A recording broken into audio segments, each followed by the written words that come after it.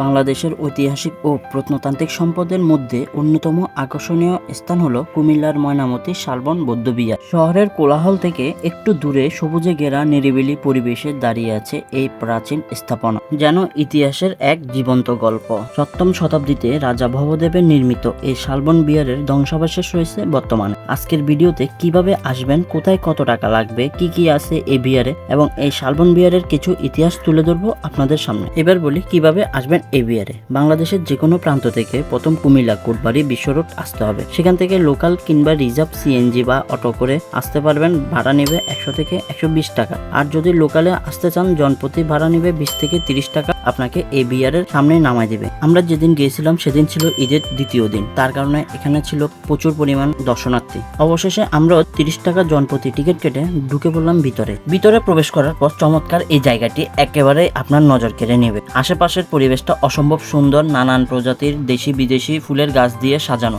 ধরে আছে গাছে ফুল। কিছুক্ষণ এই রাস্তার আশেপাশে ঘোরাঘুরি করার পরে আমরা সেই ইটের ধ্বংসাবশেষের দিকে যাচ্ছি। ওই দিনের দিনটি ছিল আমার কাছে খুবই আনন্দের এবং স্মরণীয় একটি দিন, কারণ আমার সাথে ছিল ওই দিন ভ্রমণ সঙ্গী হিসেবে আমার প্রিয়জন ছিল, আমার স্ত্রী ছিল, প্রিয় দাদা রিপন রয় এবং তার ছেলে মানে আমার বাগিনা রোহান রয়। তাদের সাথে কাটানো সময়গুলো সত্যি খুবই মিস করব এবং স্মৃতি হয়ে থাকবে আজীবন। এবার একটু এই বিহারের ইতিহাস জেনে নি চলুন। এই শালবন বিহারটি 4 কোণ বিশিষ্ট।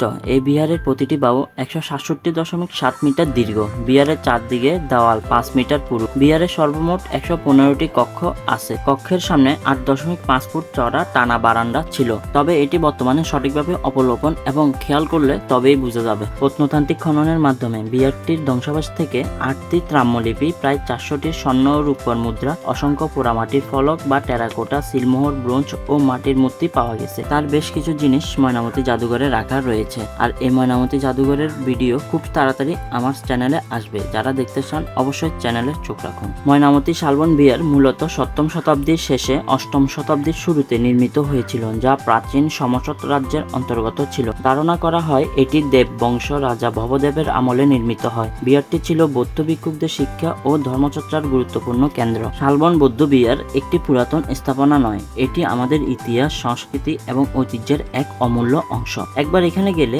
এক টুকরো ইতিহাসকে অনুভব করতে পারবে। এই বিহারের আশেপাশে একসময় অনেক শাল গজারির ঘন বন ছিল বলে এই বিহারের নামকরণ করা হয়েছে শালবন বিহার। বর্তমানে ওই এলাকাকেও শালবনপুর বলা হয়ে থাকে। এই শালবন বিহারের অপোজিটে এখনো ছোট্ট একটি শালবাগান রয়েছে।